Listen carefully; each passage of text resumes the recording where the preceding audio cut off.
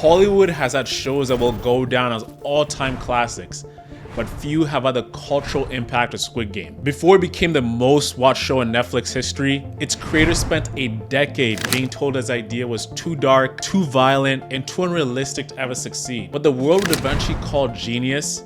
The entire industry initially shrugged it off as impossible. This all started in 2008 when a broke filmmaker named Hwang Dong hyuk sat in a cafe reading comics. He was living with his mother, drowning in debt, and was so desperate for money that he had to sell his laptop just to stay afloat. But somewhere between reading the comics of Battle Royale and Liar Game, something sparked within him. He envisioned a story that combined the games he played as a kid with the soul-crushing inequality that he saw around him. It was a story about survival and what people can become when society gives them no way out. Hwang grew up in the working-class district of Sangmang-dong in Seoul. He watched neighbors lose their homes, parents lose it all into debt, and friends crack under the pressure to succeed at all costs.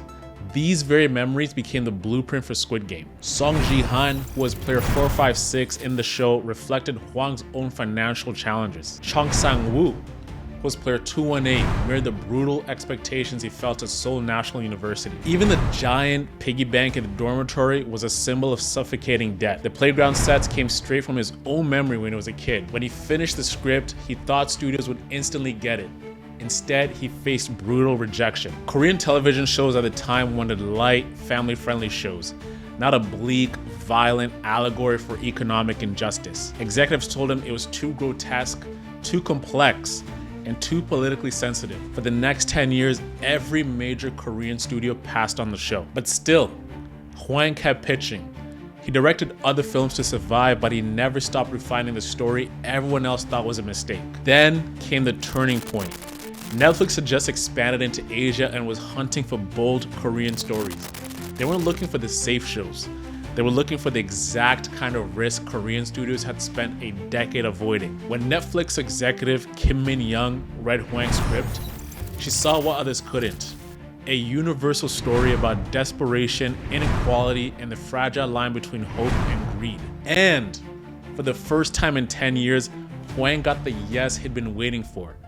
After a decade of rejection, someone finally believed in him. Netflix gave him something he'd never been offered: complete creative control and a $21 million budget. The pressure was so immense that during filming, Hwang lost 6 teeth because he was so stressed.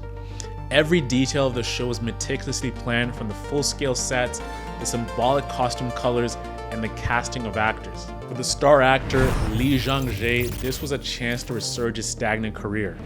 The whole show was a story of second chances off and on set. September 17th, 2021, Squid Game drops worldwide. The show was released everywhere at once and was dubbed and subtitled for global reach. The numbers were unreal. 1.6 billion viewing hours in the first 28 days, #1 in 94 countries, and 4 million new subscribers driven to Netflix. This was a $21 million investment that generated nearly $900 million in value. The cultural impact was instant.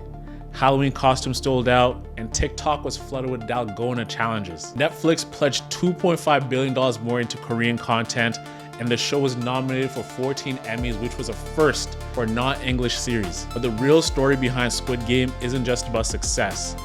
It's about what persistent looks like in real time. Hwang's decade of rejection forced him to sharpen the script, deepen the theme, and stay connected to the raw truth of his message.